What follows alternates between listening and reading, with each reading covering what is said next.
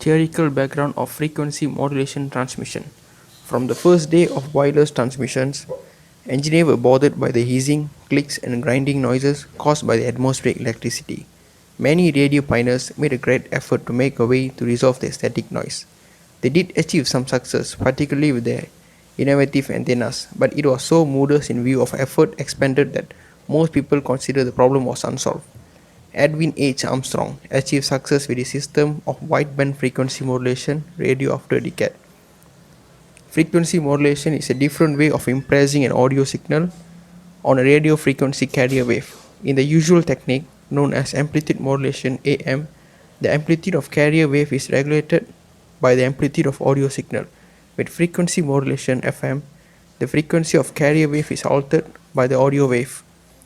In other words, the frequency shifts down or up to mirror the changes in amplitude of audio wave. How does FM operates? FM has two important signals. The first one is information signal and the second one is carrier signal. The amplitude of the FM depends on the carrier signal and the frequency depends on the information signal.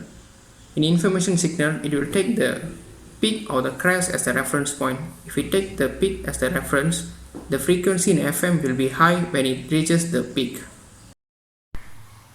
One of the most famous FM receiver is super heterodyne, and I will be explaining the block diagram of super heterodyne. The starting is RF amplifier, amplifies the radio frequency from lower frequency to higher frequency. The next one is mixer and local oscillator to change the frequency of the signal heterodyning and mix the amplified signal from RF amplifier and tuning, and then to IF amplifier and filter.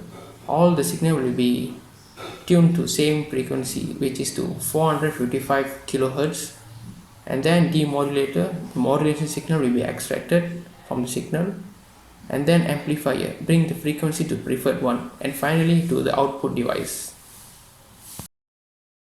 Application of frequency modulation. The first one is radio broadcasting. It uses high bandwidth, therefore the signal can be transmitted in high speed. The second one is radar. It is a detection system used to detect the range, angle, and the velocity of an object. The third one is telemetry. It is used to gather data and performance of application. And then EGG. It is used to detect the electric pulse in the brain, and it is used to confirm whether the brain is dead or not.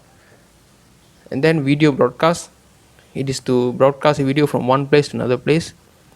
And the last one is music synthesis. It is to recreate the sound of instrument.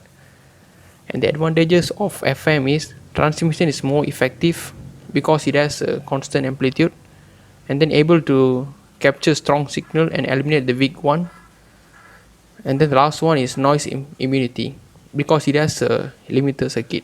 And the disadvantages of FM is it has a complex circuitry, and the second one is it requires larger bandwidth, and the last one is use too much spectrum space.